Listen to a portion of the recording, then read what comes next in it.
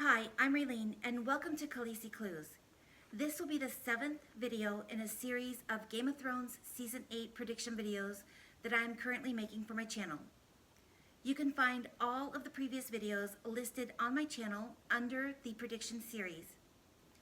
Hopefully you all had a chance to participate in yesterday's teaser video.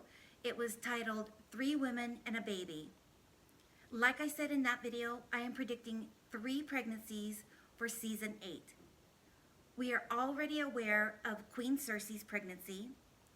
We highly suspect that Dany will once again become pregnant. But who could the 3rd pregnancy be? Well, stay tuned for the big reveal.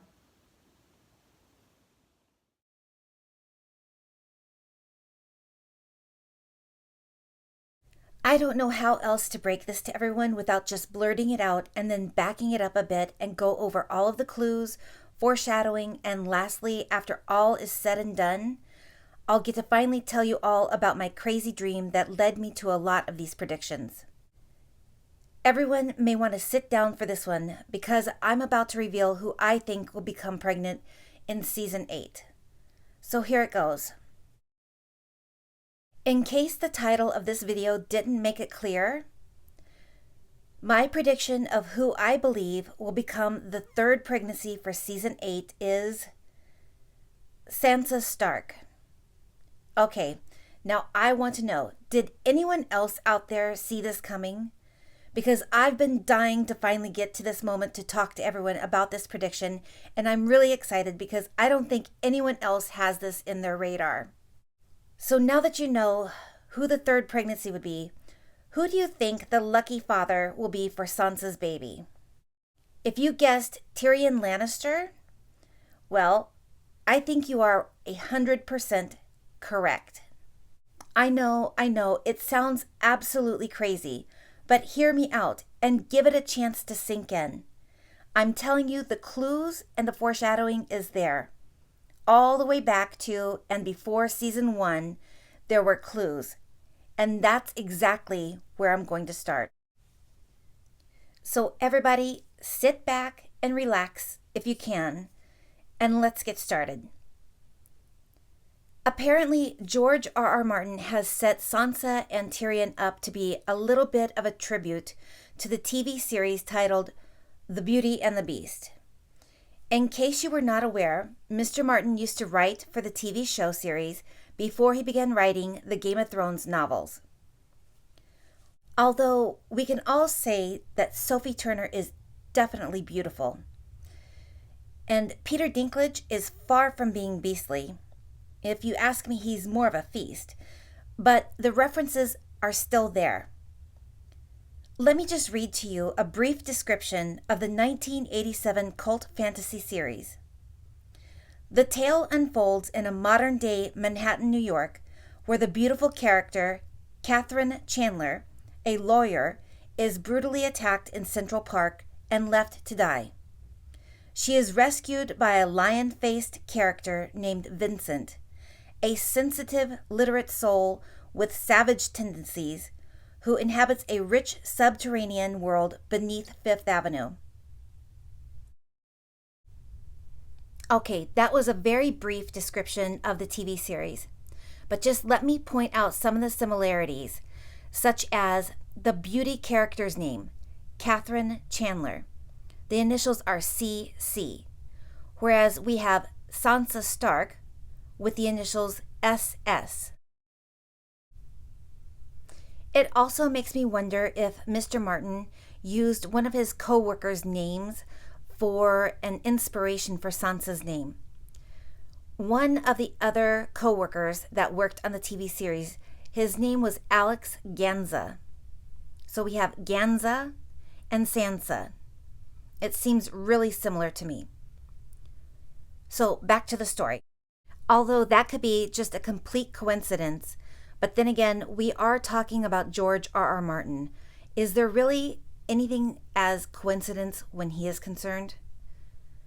But back to the similarities. Both characters are attacked and saved in their stories. In the Beauty and the Beast series, it is a lion-faced beastly character that rescues the beauty, and in our story, we have another beastly character, the Hound, rescue Sansa. Although Tyrion, our own little lion, was the one who brought to everyone's attention that Sansa was unaccounted for and demanded her to be rescued. So it was a beastly duo that saved her. Vincent and Tyrion have their similarities too. Both are lions in their own way.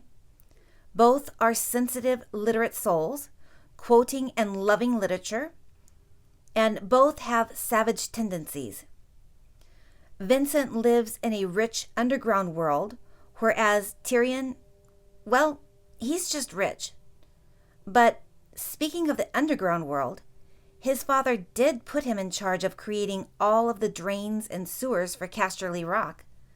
So I guess there is a little bit of underground similarities too. Okay, so now I'm going to start talking about some of the clues in the Game of Thrones series. The very first episode, we get our first clue of what is in store for our unlikely couple. All the way back to episode 1 from season 1, we get our first foreshadowing of their future. Cersei arrives in Winterfell with King Robert and is meeting all of the Starks in the courtyard. Arya has taken notice that Tyrion is missing and is continually asking, "Where's the imp?" She's not the only one who has noticed his absence, because Cersei then turns to Jaime and says, "Where is our brother? Go find the little beast."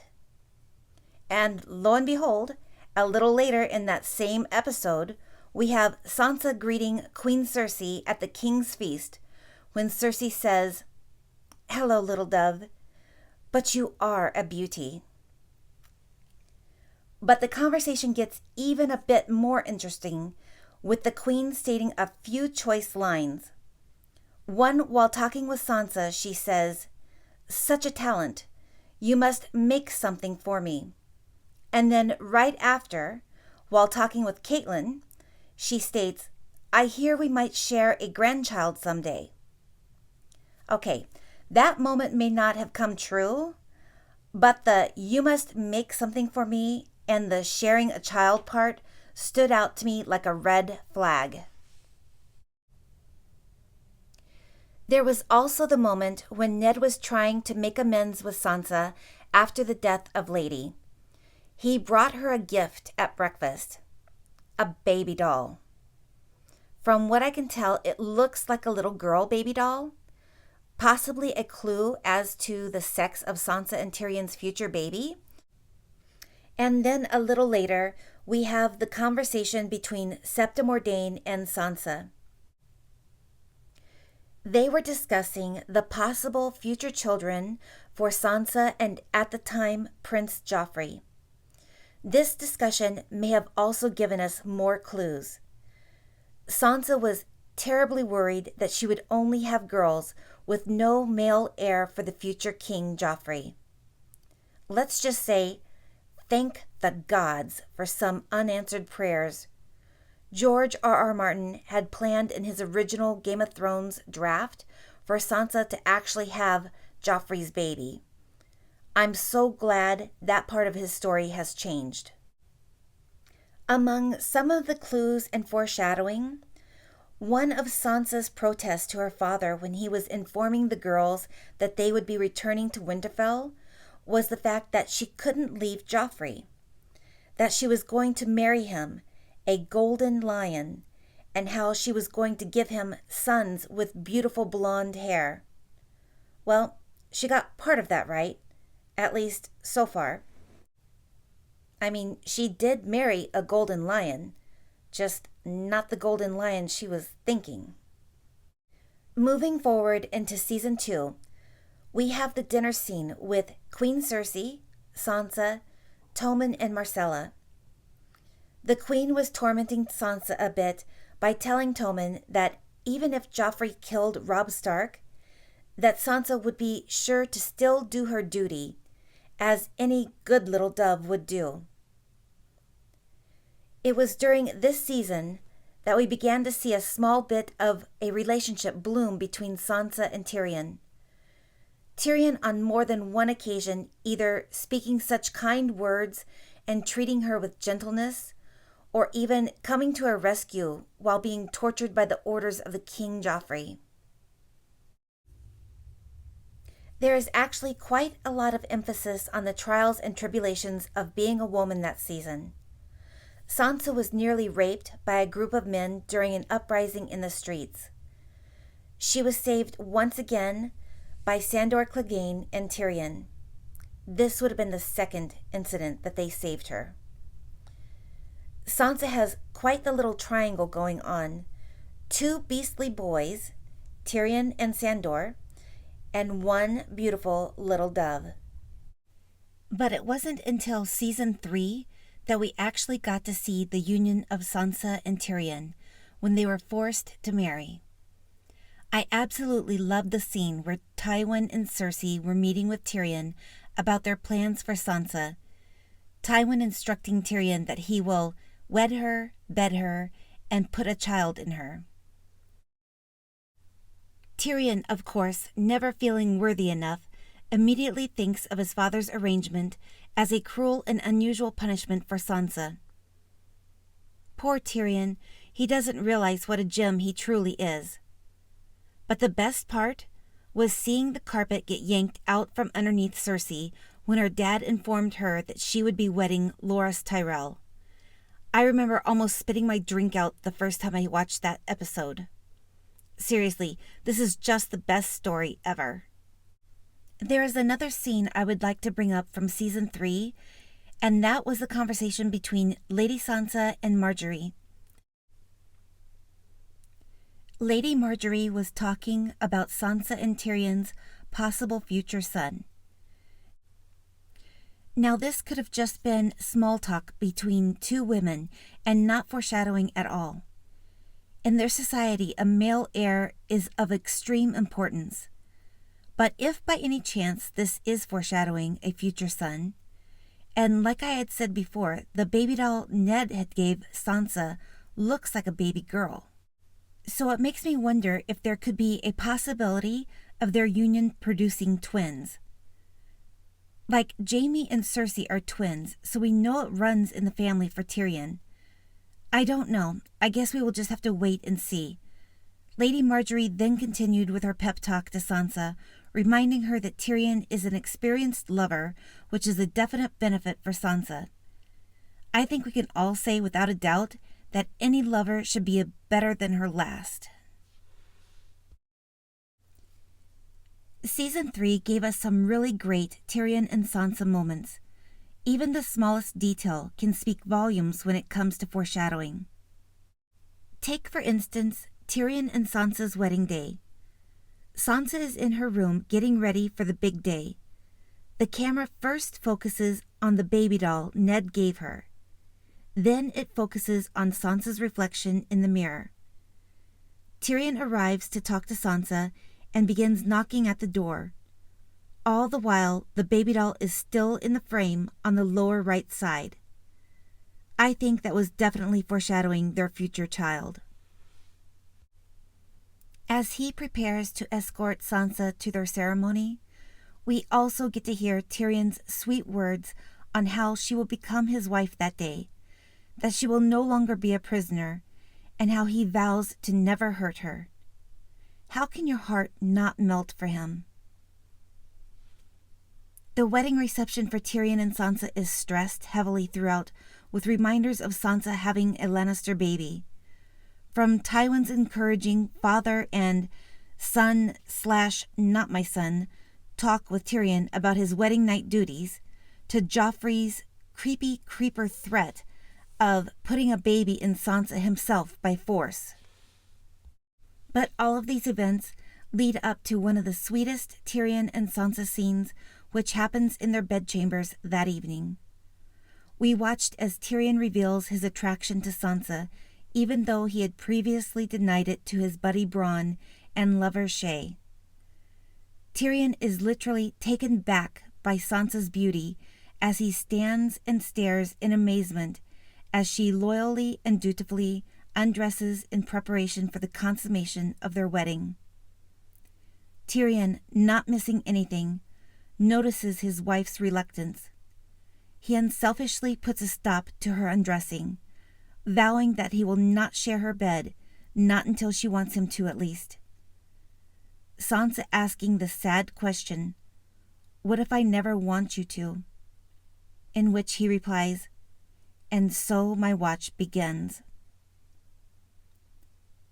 This, of course, is referring to the Night's Watch vows, which include a vow of celibacy. How can your heart not be a melted puddle right now? George R.R. Martin, you truly are a romantic at heart. From that night forward, we begin to think that maybe there really is a chance for their relationship to bloom into something beautiful. They are seen strolling through the gardens together. Sansa begins to show some protective-type tendencies when she notices that Tyrion is bothered by people laughing at him. She even tries to bolster his ego a bit by belittling herself to him by reminding him that she is the daughter of a traitor. But as we know, all good things must come to an end. I mean, this is Game of Thrones we are talking about. Season 3 is also the dreaded season we witnessed the tragic Red Wedding. Tyrion is summoned to go to a meeting with King Joffrey. It is during this council meeting when the king threatens to have Robb Stark's head served to Sansa at his wedding feast. Tyrion roars at Joffrey, making it clear to him that Sansa is no longer the king's toy to torment and is under Tyrion's protection as his wife. Tywin breaks up the tense confrontation between the two by sending the boy king off to bed. Tywin then reminds Tyrion once again of his duty to produce an heir with Sansa by stating, "One way or another, you will get that girl pregnant." Tyrion telling his so-called father that he refuses to rape her. The death of Robb and Catelyn destroys all of the progress that Tyrion has made with Sansa at that point. Sansa is completely heartbroken and shuts her husband out, hardening her heart once again. One of the last foreshadowing scenes we have in Season 3 was Tyrion drowning his sorrows drinking wine with Podrick. Cersei interrupts them to give her little brother some marital advice. She says, "You want to make things better for Sansa? Give her a child, so she can have some happiness in her life." But Season 4 picks up right where Season 3 left off. Sansa is still mourning the loss of her brother and mother. Her pain is so deep that she is not eating or sleeping well. Tyrion is desperately trying to console his wife, but the moment he is able to break down even part of the wall that she has built around her heart, she abruptly gets up and excuses herself from his presence. The ache in her heart is so fierce that she can't even tolerate people speaking to her. Since the union of Tyrion and Sansa, the relationship between Tyrion and Shae becomes very strained. Tyrion no doubt loves Shae, and I was always under the impression that Shae truly loved him too. But Tyrion has taken his vows to Sansa very seriously, to the point that when Shae is trying to seduce him one afternoon, he turns her away. Not because he doesn't want or love her. I think it goes deeper than that. I believe it's his wedding vows, and maybe evidence of some deeper feelings evolving for Sansa that he is not willing to even acknowledge yet. Possibly because he knows, or fears more so, that those feelings are not mutual. There was also the breakup scene with Tyrion and Shae. One of the many things he had said to her was how he needed to uphold his vows to Sansa. That Sansa, being a lady, was fit to bear his children. Even though it ripped him apart to say it, he truly loved Shae and was only trying to protect her. Later on, at Joffrey and Margaery's wedding, once again we see Sansa show a small bit of protection towards Tyrion. Joffrey has decided to target them for his cruel japes for all the people to witness. After Joffrey declares Tyrion as his cupbearer, he drops his goblet and kicks it out of Tyrion's reach, while at the same time demanding a refill. The humiliated Tyrion is searching for the goblet under the table when he notices his wife's hand picking up the goblet.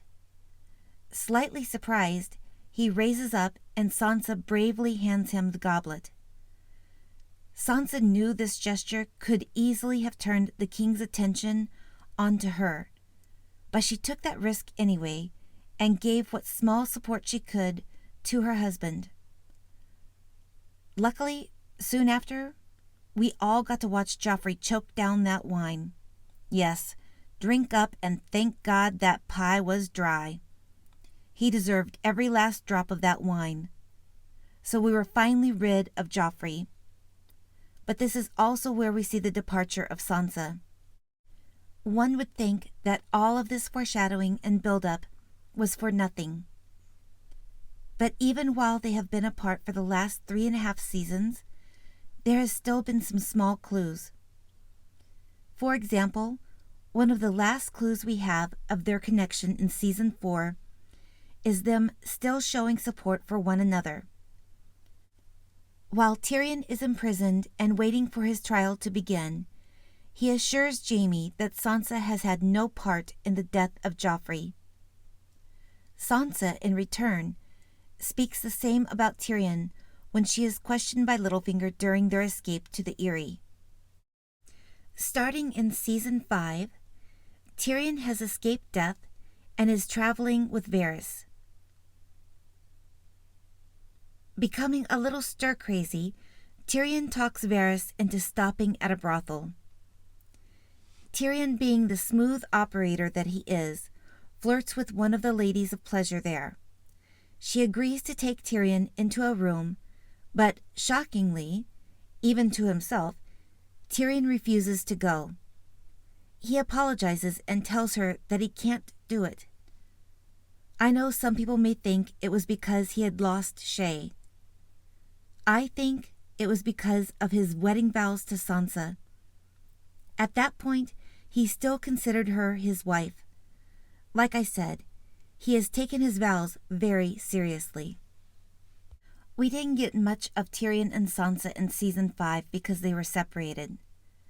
And it's not until later in the season that we hear Sansa once again speak about how kind and gentle Tyrion was to her. Unfortunately, this was right before she was brutally raped on her wedding night by Ramsay Bolton. I don't know about any of you all out there listening, but I cried like a baby during that scene. Luckily, by the end of that season, we were all screaming, "Jump!" as we watched the amazing escape of Sansa and Theon. Season 6 began with Brienne and Pod rescuing the escapees from Ramsay's hounds and men. Sansa is unable to talk to Brienne about what had actually happened to her at the hands of Ramsay.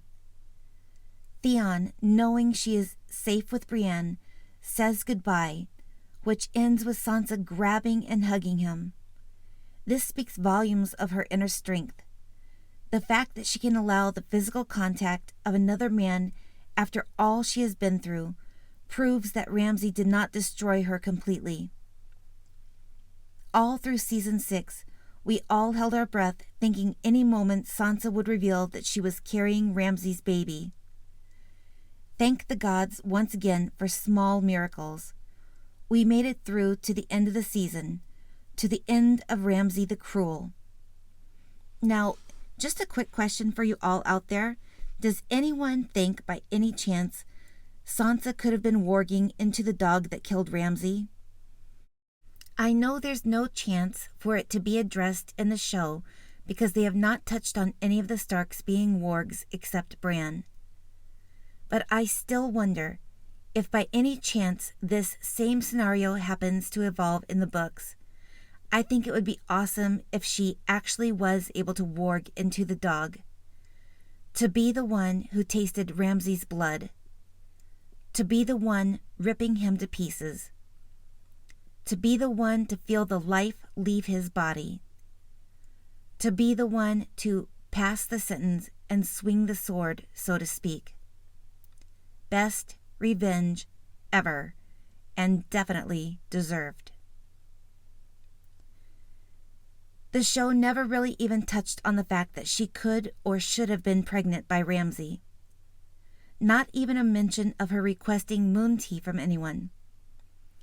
Maybe they just didn't have time for small details like that in the show. Regardless, and happily, no baby came to fruition from their horrible union. It's not until season 7 that we start getting more hints about a baby in Sansa's future and the reunion of Tyrion and Sansa in the horizon. One thing for sure, worlds are colliding in season 8. The Sansa and Tyrion reunion is one I am definitely looking forward to. In season 7, we have the conversation between Sansa and Littlefinger while Sansa is watching Brienne spar with Pod below. Littlefinger is trying to make small talk with Sansa, but she just wants him to get to the point.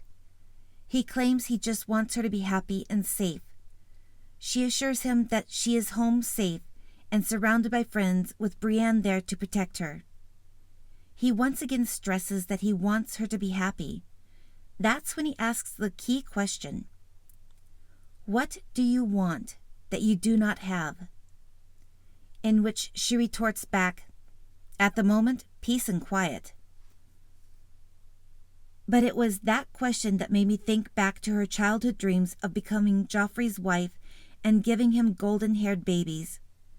How foolish and naive she was back then, as any young, sheltered child would be. That is also where that conversation, all the way back in season 3, ties in once again. That was the conversation between Cersei and Tyrion discussing Sansa's lack of happiness. Cersei told Tyrion to give Sansa a child, that it was having a child that gave Cersei a reason to live. Now we also find out in season 7, Sansa's opinion of Tyrion has not changed over the years. She once again spoke kindly of Tyrion to Jon. She tells him, Tyrion is not like the other Lannisters. He was always kind to me. One of the final clues we have in season 7 was Tyrion's inquiry about Sansa to Jon. One of the first things that Tyrion asks Jon when he arrives on Dragonstone is about the welfare of Sansa. He is happy to know that she is well and in Winterfell. He once again makes himself the butt of a joke by asking sarcastically if she misses him terribly. He also assures Jon that it was a sham marriage and was never consummated. So this is going to be my first stopping point for my video. I hope you're all not disappointed because for me, it doesn't feel quite complete. When I wrote the script for this part of my season 8 predictions, it ended up being over an hour long. I know I'm probably only one of the few crazy fans out there that would sit and listen to an hour-long video, but I also know the more popular videos are usually under the 20-minute mark, and I'm already past that point with just this section. Therefore, I decided to break it apart into probably 3 separate videos.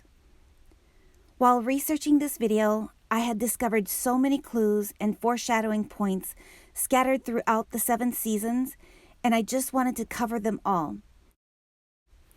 If I didn't go over all of the ideas, then I felt as if the prediction would feel totally out in the left field for everyone. I still have a ton of things to present in order to complete this prediction for these characters, leading all the way up to their possible fates in season 8. So let me know what you all think so far. Is anyone out there surprised by my prediction? Did anyone else out there hear this possibility from anyone else? I've been listening for months, dying to get to this point so I could get some feedback. Please, anyone and everyone, leave me a comment with any of your thoughts. I absolutely love talking to each and every one of you. Season 8 is going to be amazing. Please don't forget the YouTube video Golden Rules. My favorite one is Hit the like button, subscribe, and turn your notifications on so you don't miss the next videos, and definitely talk to me. Leave me a comment and share my videos if you can. Help spread the news in the realm for any Game of Thrones fan out there. Thank you to all of my current and future subscribers and to all who watch this video. Be safe and enjoy your holidays with friends and family. For those who celebrate Christmas, have a very Merry Christmas. It is my absolute favorite time of the year. Everyone, have a wonderful day. Sorry, there was one last thing I forgot to mention. I put together a small selection of cute pictures that I felt reminded me of each of the 3 different versions of the story Beauty and the Beast. I hope you all get a kick out of these cute pictures. Thank you again and have a great day.